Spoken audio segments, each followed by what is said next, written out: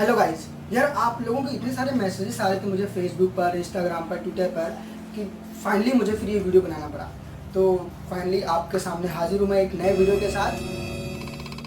कौन से मैसेजेस दिखाओ तो। अरे यार वो कौन सा तुम्हारा इंस्टा? वो तो कब का बंद है ना। तो कैसे हैं आप लोग? आज मैं बात करने वाला हूँ एक ऐसे प्राणी नहीं, एक ऐसे सब्जेक्ट के बारे में जिसके सुन के आप लोग कांप जाओगे, समझेगा? तो फिर स्टार्ट करते हैं बिना किसी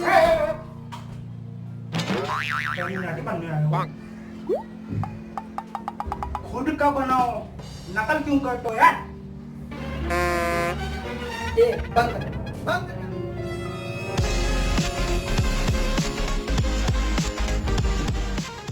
हेलो एवरीवन, खैर वो सब मजाक था।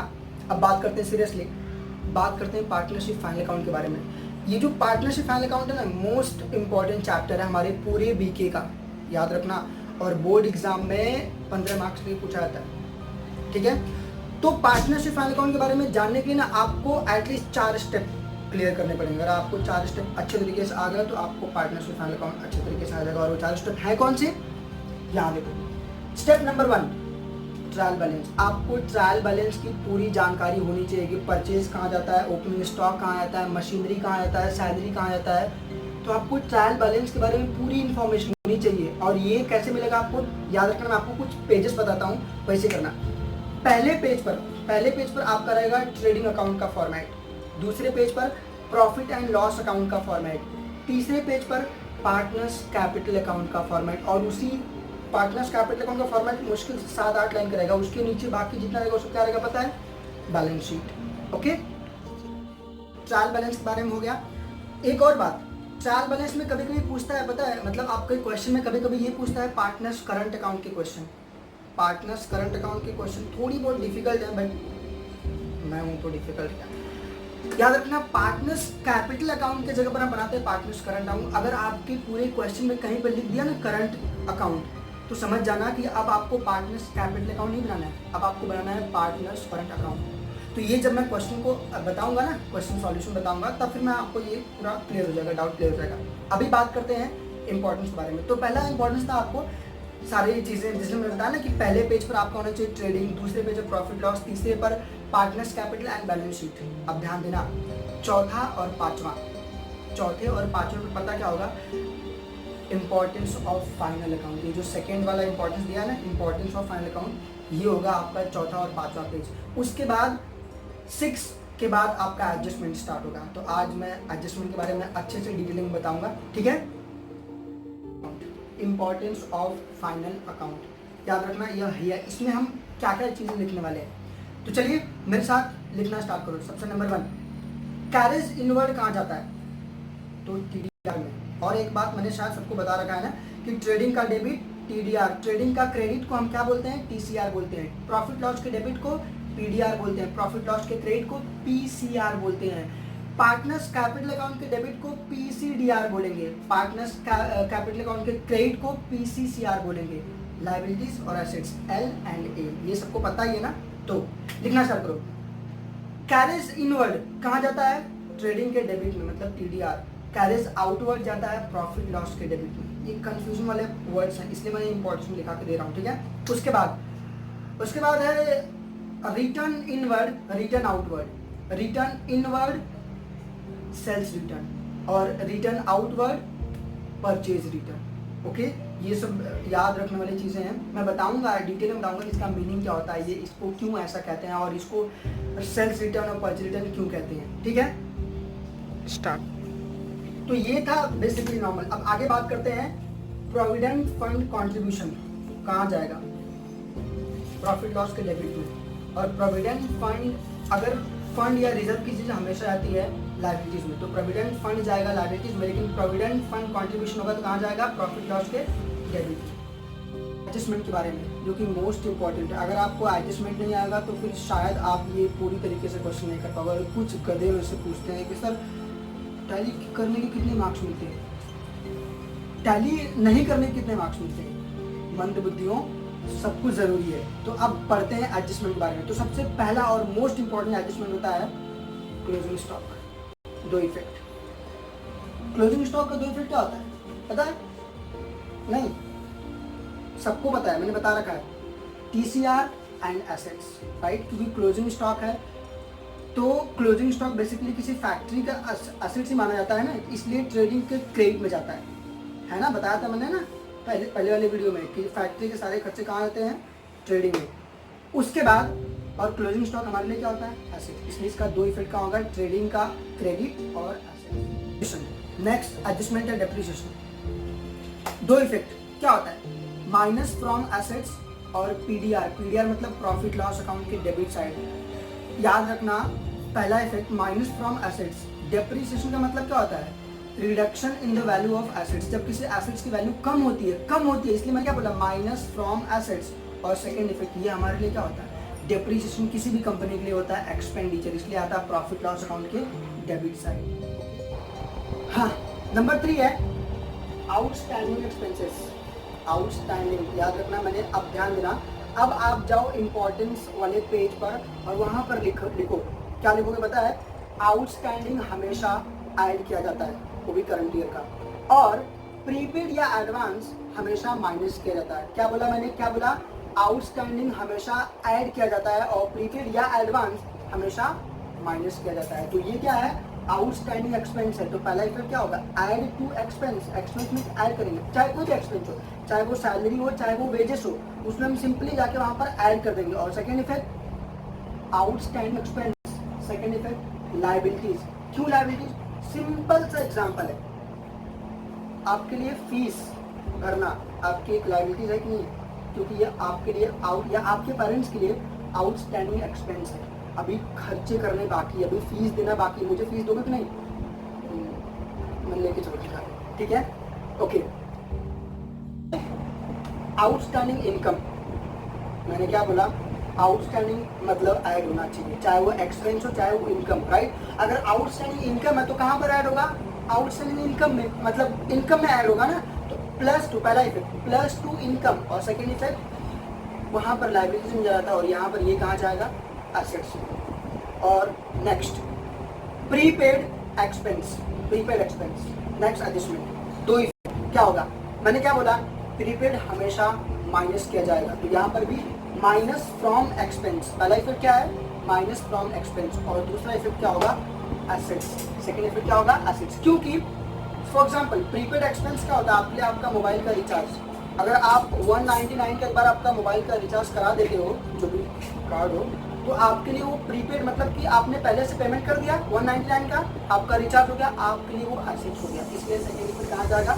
एसेट्स में। Next prepaid income. पहले से या प्री याद रखना, ये बहुत लोग गलत बोलते हैं, प्रीपेड इनकम नहीं होता है, प्री रिसीव्ड इनकम होता है या फिर एडवांस इनकम होता है, राइट। तो एडवांस इनकम का दो इफेक्ट क्या होता है? एडवांस इनकम का दो इफेक्ट, पहला मैंने क्या बोला? एडवांस हो या प्री रिसीव्ड हो या प्रीपेड हो, व्हाटएवर, क्या होना होगा? माइनस। तो माइनस फ्रॉम इनकम। और सेकेंड इफेक्ट कहाँ जाएगा? लायबिलिटीज में। हमारे लिए क्या है? लायबिलिटीज है। Okay. Next adjustment. Next adjustment है goods distributed as a free sample. मतलब अगर हम कोई मार्केटिंग करना चाहते हैं ना, मतलब हम कोई गुड्स बना रहे हैं, हम चाहते हैं उसका मार्केटिंग करने की, तो उसे बोलते हैं goods distributed as a free sample. उसका दूसरा नाम है एडवर्टाइजमेंट। क्या नाम दूसरा? एडवर्टाइजमेंट। इधर नहीं लिखा, कोई बात नहीं। तो इसका दो इफेक्ट क्या होता है? इसका दो इफेक्ट होता है कि पहला इफेक्ट ट्रेडिंग के क्रेडिट में, टीसीआर, हाँ ट्रेडिंग क्रेडिट। और सेकंड इफेक्ट पीडीआर। अब मैं बताता हूँ, ट्रेडिंग के क्रेडिट में आपको जाके लिखना है by goods distributors as a free sample, लेकिन पीडीआर में आपको क्या लिखना है? To advertisement. मैंने बताया था ना, ये जो प्रॉफिट लॉस अकाउंट होता है ये थोड़ा स्टैंडर्ड होता है। क्या होता है? स्टैंडर्ड। और स्टैंडर्ड में आप लिखो, वहाँ पर आप एडवर्टीजमेंट कर रहे हो ना, तो आप वहाँ पर लिखोगे टू एडवर्टीजमेंट। लेकिन ट्रेडिंग के क्रेडिट में जाके क्या लिखोगे? वो फैक्ट्री का होता है। फैक्ट्री मतलब वेजेस वगैरह की बात होती है वहाँ पर, तो वहाँ पर आप क्या लिखोगे? क्या लिखोगे? हाँ, by goods distributed as a free sample. Okay, ये हो गया नेक्स्ट एडजस्टमेंट। नेक्स्ट है अनरिकॉर्डेड सेल्स और अनरिकॉर्डेड परचेज। पहला नेक्स्ट मतलब अनरिकॉर्डेड सेल्स, नाम में ही छुपा हुआ उसका एडजस्टमेंट। देखो अनरिकॉर्डेड सेल्स मतलब वो सेल्स जो रिकॉर्ड नहीं होता, हमें क्या करना? रिकॉर्ड करना। रिकॉर्ड मतलब क्या करेंगे? प्लस करेंगे। तो पहला effect add to sales, sales में क्या करेंगे, प्लस करेंगे। और अगर आपका सेल्स बढ़ता है तो सेल्स का रिलेशन किसके साथ, सेल्स का रिलेशन किसके साथ होता है पता है आपको, नहीं पता? बेचते किसको हम, बेचते हम डेटर को बेचते हैं। किसको बेचते हैं, डेटर को। अगर हमने किसी बंदे को उधारी पर बेच दिया ना, तो वो जो बंदा रहता है वो हमारे लिए डेटर होता है। और खरीदते कहाँ से, मतलब परचेज कहाँ से करते हैं, क्रेडिटर के पास से उधारी में, है ना। तो सेल्स का रिलेशन किसके साथ होता है, डेटर के साथ। इसलिए सेकेंड इफेक्ट देखो, ऐड टू डेटर, क्या, ऐड टू डेटर। नेक्स्ट है अनरिकॉर्डेड परचेज। जैसा सेल्स का था वैसा ही परचेज का रहेगा। मतलब क्या करेंगे, ऐड टू परचेज और ऐड टू क्रेडिटर। क्योंकि हम अनरिकॉर्डेड मतलब वो परचेज में रिकॉर्ड करना भूल चुके हैं, तो हम क्या करेंगे, उसमें प्लस करेंगे तभी तो रिकॉर्ड होगा ना, है ना। तो हम परचेज में प्लस करेंगे। और सेकेंड इफेक्ट मैंने अभी भी बताया कि परचेज का रिलेशन किसके साथ होता है, हमारे क्रेडिटर के साथ। इसलिए हम कहाँ पर ऐड करेंगे, क्रेडिटर में ऐड करेंगे। Next bills receivable dishonoured. अब ये सब मैं जो एडजस्टमेंट बता रहा हूँ ये शायद मैंने आपको 11th स्टैंडर्ड में नहीं बताया होगा, है ना। समझ में आ रहा है कि नहीं सबको, राइट। तो अब मैं आपको वापस से मतलब ये सब कुछ एक्सटेंड अपडेट वर्जन बता रहा हूँ, तो इसको ध्यान से सुना। बिल्स रिसीवेबल डिसऑनर्ड, डिसऑनर्ड मतलब होता है ना कि आपको कहीं से पैसे आने वाले थे और वो बाउंस हो गया, मतलब वो चेक बाउंस हो गया, उस टाइप का जो फंडा होता है उसको बोलते हैं बिल्स रिसीवेबल डिसऑनर्ड। तो क्या करेंगे, पहला इफेक्ट उसका करेंगे कि माइनस करेंगे, क्योंकि जो पैसे आने वाले थे आए क्या, बाउंस हो गया, आया नहीं ना। तो जो हमें पैसे आने वाले थे, सपोज फॉर एग्जांपल, अगर एग्जांपल कि अंशिका नगर, अंशिका के पास से मुझे कितना तरह बाकी है, कुछ तो 7-8 हज़ार बाकी होगा ना।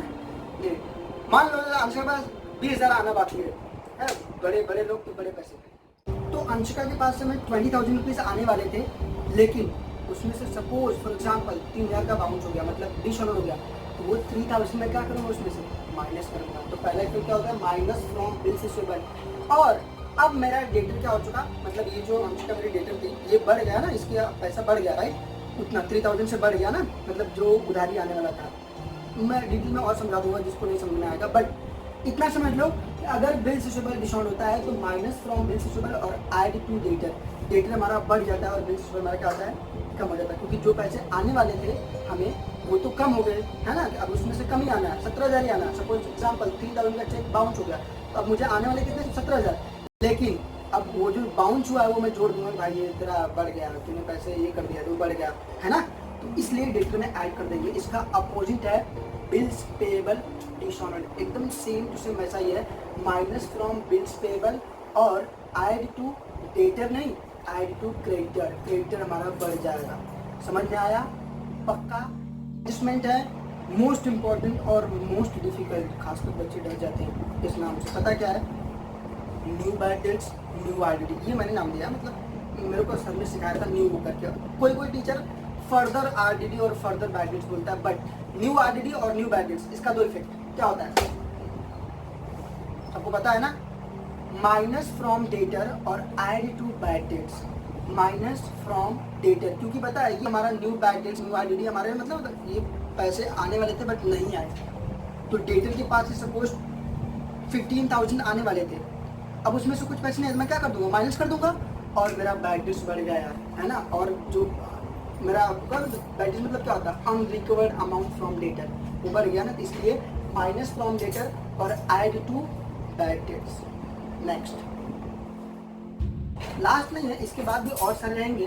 जैसे आपको मैंने बताना भूल गया कि एडजस्टमेंट में एक और होता है, हिडन एडजस्टमेंट होते हैं, जो आपके ट्रायल बैलेंस होता है ना वहाँ पर लिखा रहेगा। जैसे फॉर एग्जांपल रेंट, उसका अगर लिख दिया 2 ईयर्स, एडवर्टीजमेंट 3 ईयर्स, ऐसे उसको बोलते हैं हिडन एडजस्टमेंट, ठीक है।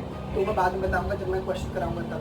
अब लास्ट एडजस्टमेंट मेरे हिसाब से ये है interest on capital. Interest on capital दो इफेक्ट क्या होता है, पहला इफेक्ट PCCR मतलब पार्टनर्स कैपिटल अकाउंट के क्रेडिट साइड, और second effect PDR profit loss account के डेबिट साइड, ठीक है। क्योंकि ये कैपिटल के ऊपर इंटरेस्ट है, ठीक है, एकदम डीप वाला मामला। अभी समझाऊंगा तो मर जाओगे, नहीं समझ पाओगे, ठीक है। इतने वीडियो में इतना ही मिलता है, इससे ज़्यादा नहीं मिलता है, ठीक है। अब बात करते हैं नेक्स्ट